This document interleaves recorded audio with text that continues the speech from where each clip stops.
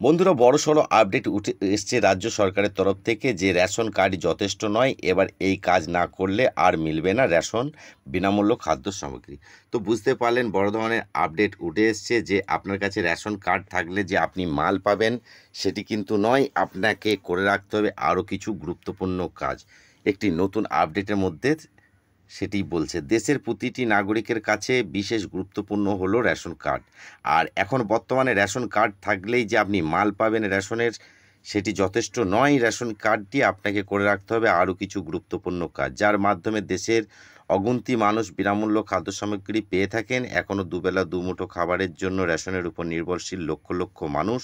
তবে শুধু ration card থাকলেই যে বিনামূল্য খাদ্য সামগ্রী পাবেন তা কিন্তু নয়, স্পষ্ট জানিয়ে দিল রাজ্য সরকার। বিনামূল্য খাদ্য সামগ্রী পেতে গেলে রেশন কার্ড থাকার পাশাপাশি করতে হবে আরও একটি গুরুত্বপূর্ণ কাজ। কেন্দ্রীয় সরকার ও রাজ্য সরকার উভয়ে গোটা দেশ জুড়ে বিনামূল্য রেশন সামগ্রী প্রদান করেন দেশবাসীকে। পরিসংখ্যান অনুযায়ী আমাদের দেশের প্রায় 81.5 কোটির বেশি মানুষ এই রেশন কার্ডের সুবিধা নিয়ে থাকেন।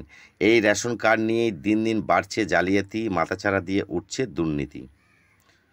তো বন্ধুরা, অভিযোগ বহু মানুষ ফ্রি রেশন প্রক্রিয়াকে কাজে লাগিয়ে কালোবাজারির মধ্য দিয়ে লক্ষ লক্ষ টাকার খাদ্য সামগ্রী হাতিয়ে নিচ্ছে।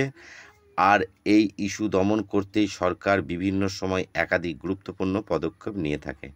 এর মধ্যে অন্যতম হলো ইকেওয়াইসি। যে সকল উপভোক্তাদের রেশন কার্ডে রয়েছে কিন্তু রেশন কার্ডে ইকেওয়াইসি করা হয়নি, তারাই ইকেওয়াইসি না করানো পর্যন্ত রেশন সামগ্রী কিন্তু পাবেন না।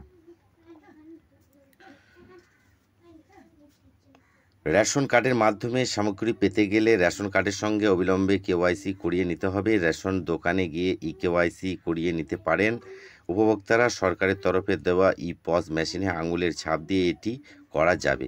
যে সকল গ্রাহকদের রেশন কার্ডের সঙ্গে আধার লিঙ্ক নেই তারা পশ্চিমবঙ্গ রাজ্য সরকারের খাদ্য ও সরবরাহ দপ্তরের অফিসিয়াল ওয়েবসাইটে গিয়ে কিন্তু নিজেই কাজটি করে নিতে পারবেন। তো এই লিঙ্কটি আমার ডেসক্রিপশন বক্সে দেওয়া থাকবে। ভিডিওটি ভালো লাগলে প্লিজ লাইক করে দেবে, কমেন্টে জানিয়ে দেবে কোথা থেকে দেখছেন। আর এখনও পর্যন্ত যদি চ্যানেলটি সাবস্ক্রাইব না করা থাকে প্লিজ চ্যানেলটিকে সাবস্ক্রাইব করে পাশে বেল আইকনটি অল করে অন করে দেবেন। ভালো থাকুন, সুস্থ থাকুন, দেখা হচ্ছে নতুন আপডেটে।